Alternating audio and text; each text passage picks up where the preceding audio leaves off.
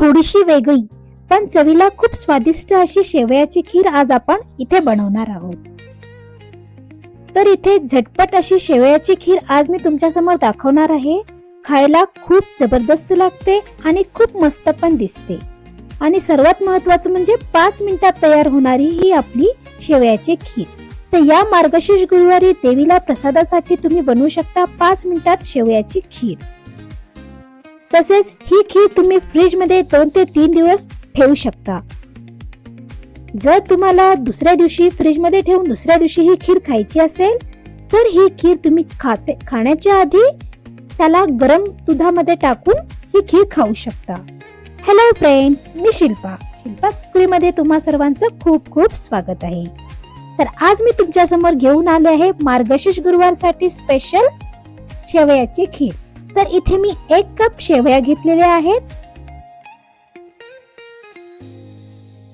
इलायची 4, इथे मी केशर टाकलेलं दूध घेतले 1 वाटी, अर्धी वाटी मी साखर घेतले, 4 बदाम, 4 काजू आणि पिस्ता।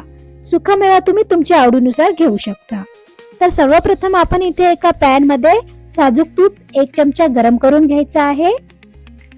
तूप छान गरम झाल्यानंतर त्याच्यामध्ये आपण जे घेतलेले सुकामेवा आहेत ते याच्यामध्ये थोडेसे 2 मिनिटं परतून घ्यायचे आहे।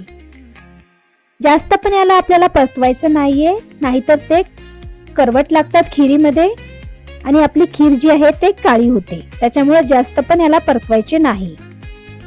हलका गोल्डन रंग येईपर्यंतच आपण याला परतून घेऊयात।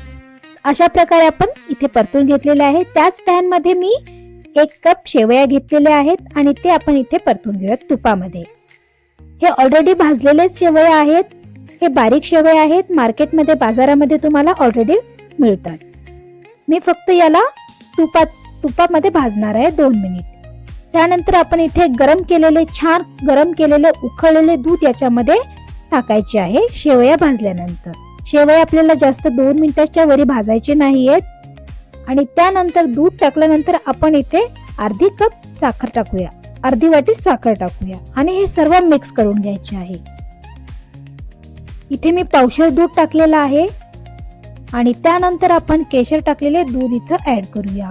बरेच जणांना प्रश्न पडतो की शेवया करताना दूध हे फुटते, असं होऊ नये म्हणून त्याच्यासाठी आपण इथे गरम केलेले दूध शेवया बनवताना टाकायचे। कच्चे जर दूध तुम्ही इथे टाकलात तर ते दूध शेवयामध्ये टाकता क्षणी फुटून जाते। त्यामुळे छान उकळलेलं दूध इथं आपण शेवयामध्ये टाकायचं। त्यामुळे आपले जे शेवया आहेत ते खायला पण टेस्टी लागतात आणि दूधही आपलं फुटत नाही। त्यानंतर इथे इलायची पावडर टाकायची आहे आणि आपण जे ड्राय फ्रुट्स तळलेले होते ते इथे ऍड करायचे आणि छान 5 ते 7 मिनिट आपण इथे ही शेवया खीर छान शिजवून घ्यायची आहे। जर तुम्हाला याच्यामध्ये दुधाचे प्रमाण कमी वाटत असेल तर तुम्ही अजून 1 कप याच्यामध्ये दूध ऍड करू शकता, पण गरम दूध करूनच तुम्ही याच्यामध्ये टाकायचे आहे। तर पाहू शकता इथे आपली शेवयाची खीर बनवून तयार आहे। किती झटपट आणि किती स्वादिष्ट अशी ही शेवयाची खीर बनवून तयार झालेली आहे आपली। वरून आपण थोडेसे ड्रायफ्रुट्स टाकूयात। मी अर्धे त्याच्यामध्ये टाकले होते शिजवताना आणि आता अर्धे टाकत आहे। तर ही शेवयाची खीर एकदम परफेक्ट अशी बनलेली आहे। अशाच प्रकारे ही शेवयाची खीर बनवायची आहे। ह्याची कन्सिस्टन्सी एकदम परफेक्ट आहे। जर तुम्हाला अजून थोडीशी पातळ पाहिजे असेल तर तुम्ही याच्यामध्ये गरम दूध करून टाकून खाऊ शकता। तर ही खीर एकदम झटपट होणारी खीर आहे आणि 5 मिनिटात तयार होणारी ही आपली खीर आहे। जर तुम्हाला झटपट अशी काहीतरी स्वीट डिश खायची असेल तर ही खीर तुम्ही बनवून खाऊ शकता आणि नैवेद्यासाठी ही खीर एकदम परफेक्ट आहे।